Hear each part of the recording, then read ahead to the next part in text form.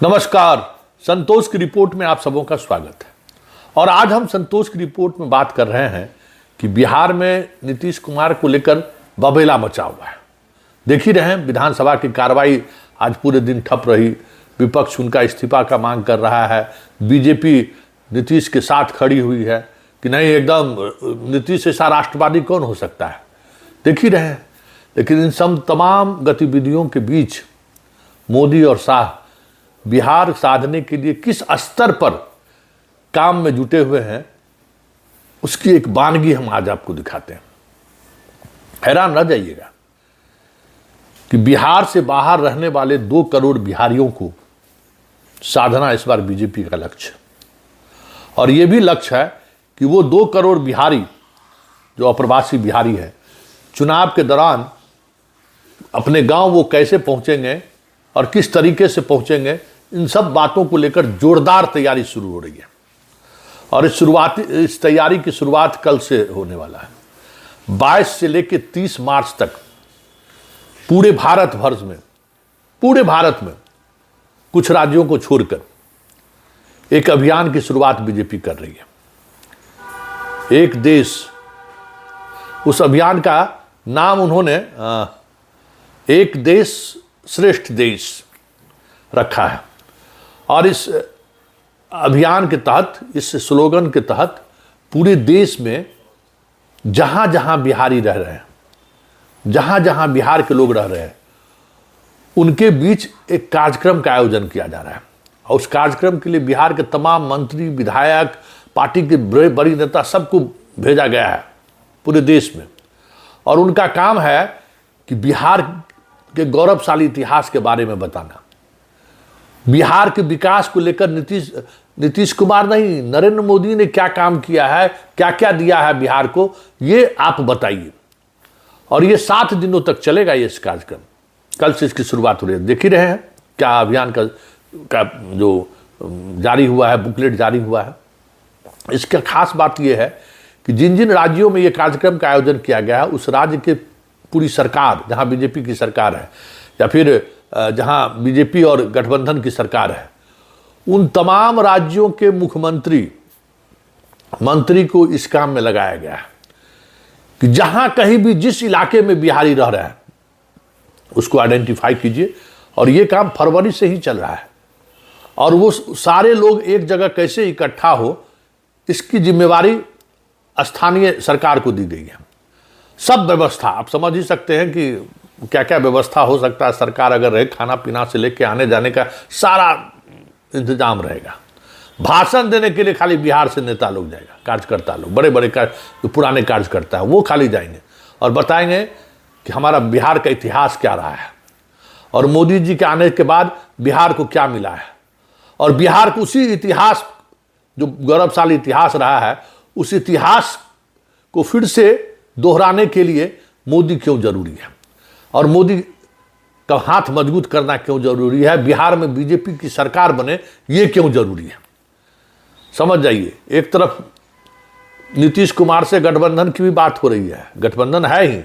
नीतीश कुमार के उस बयान, हरकत को लेकर भी पूरी ताकत के साथ बिहार बीजेपी खड़ी है कि नहीं, बीजेपी के राष्ट्रवाद की सोच को कोई झुठला नहीं सकता है। उनके जैसे राष्ट्रवादी कौन हो सकते हैं, उनके जैसे देश प्रेमी कौन हो सकते हैं, उनको कोई कटघरे में खड़ा नहीं कर सकता है। एक तरफ बीजेपी ये कर रही है बिहार में, और दूसरी तरफ बीजेपी पूरे देश स्तर पर, जहां 2 करोड़ बिहारी का लक्ष्य है कि 22-8 दिनों के अंदर में वो 2 करोड़ बिहारी के बीच बीजेपी का एक एक बंदा वहां पहुंच जाए, इसका प्रबंधन किया गया है। अब सोच लीजिए। और लक्ष्य क्या है सो हम आपको बता ही दिए। मतलब 2025 के विधानसभा चुनाव में बीजेपी की सरकार बिहार में कैसे बने, इसको लेकर कई प्लेटफॉर्म पर बीजेपी काम कर रही है। हमें याद है कि 2015 के विधानसभा चुनाव से ठीक पहले चुनाव की घोषणाएं हो गई थी। उस दौर में एक अभियान की शुरुआत हुआ था कि बिहार के हर कंस्टिट्यूंसी से, विधानसभा कंस्टिट्यूंसी से लगभग 200 यूथ को बीजेपी शासित राज्यों में 1 सप्ताह के लिए घुमाने के लिए ले जाने का प्रोग्राम था।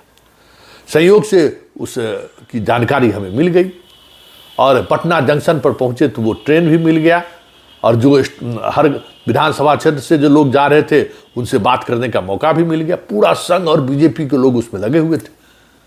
मैंने खबर चला दिया कि देख लीजिए, आचार संहिता का उल्लंघन का मामला नहीं बनता है। कैसे बिहार के वोटर को ले जाया जा रहा है बीजेपी शासित राज्यों में घुमाने के लिए कि देखिए बीजेपी शासित राज्यों में किस तरीके का डेवलपमेंट हुआ है, और बिहार में अगर बीजेपी की सरकार बनेगी तो ठीक इसी तरीके का डेवलपमेंट होगा। स्लोगन ये था। और जब उस खबर के तहकीकात हुआ तो जानते हैं, राजस्थान का एगो व्यापारी था, उसका ट्रेन बुक किए हुए, बड़ी हंगामा हुआ। वो पूरा कार्यक्रम बीजेपी को रद्द करना पड़ा था। और उस शाह जैसे धुरंधर को भी मीडिया की ताकत क्या होती है पहली बार उसको महसूस हुआ था। नाम लेकर खोजवा रहा था वो कि किस चैनल पे जो है कैसे ये खबर ब्रेक हो गई। और उसी का कह सकते हैं कि आज हमारा जो पूर्व मालिक है सुनील चौधरी, बीजेपी के जो विधान पार्षद हैं, उसी खबर के बाद तो इनको बहुत तरह से घेराबंदी भी हुई, साथ लाने की कोशिश भी हुई कि चलो संतोष सिंह को कम से कम घेरो। ये इस स्तर पर खबर चला देता है।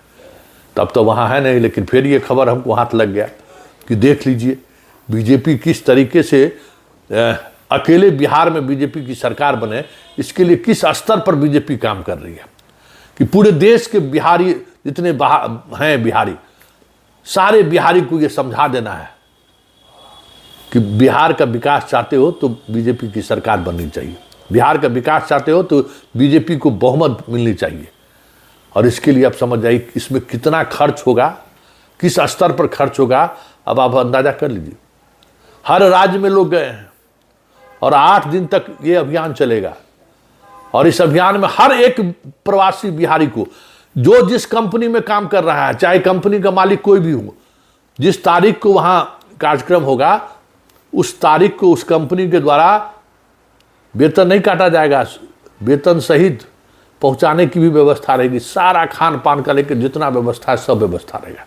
मतलब उनको कोई दिक्कत नहीं होना चाहिए। हालांकि मजदूर जो मिडिल क्लास है, बिहारी मिडिल क्लास या मजदूर वर्ग के जो बिहारी जो बाहर काम करते हैं, उसको सबसे ज़्यादा फोकस किया गया है, उसको सबसे ज़्यादा टारगेट किया गया है कि ऐसे लोगों को ज़रूर लाना है उस मीटिंग में, ताकि और चुनाव के समय वो जाएं, ये भी सुनिश्चित करिए।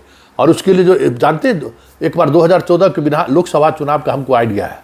उस समय में हम पता चला कि गुजरात में जितना लेबर काम करता था बिहार का, सबको आने जाने का टिकट, 1 महीना का एडवांस वेतन, मतलब 12 महीने के बाद 13 महीना का वेतन, 1 महीना का एक्स्ट्रा वेतन देकर लोग भेजा है। हर गांव में मोदी की चर्चा लोग करने के लिए पहुंच जाता था। हर गांव में कोई मौसी के यहाँ पहुंचा हुआ है, कोई नानी के यहाँ गांव पहुंचा हुआ है। क्या बाप रे बाप, ये चुनाव नीतीश कुमार का नहीं ना है, ये चुनाव देश का चुनाव है। और मोदी तो गुजरात में बाप रे बाप सोना का सड़क बना दिया है। एक बार मोदी देश में आ जाएगा ना, बिहार का भी विकास हो जाएगा, डेवलपमेंट हो जाएगा। और उस चुनाव में नीतीश का जो कोर वोटर था, वो वोटर भी वोट नहीं किया और मोदी को वोट कर दिया था। उसमें यही प्रवासी बिहारी का बड़ा योगदान था। हालांकि उसके बाद फिर कभी प्रवासी बिहारी नहीं आया, टिकट देने के बावजूद भी टर्न अप नहीं हुआ है। लोकसभा चुनाव में भी कम कोशिश नहीं हुई, लेकिन नहीं आया। और इस बार बीजेपी पूरी ताकत लगा दी है।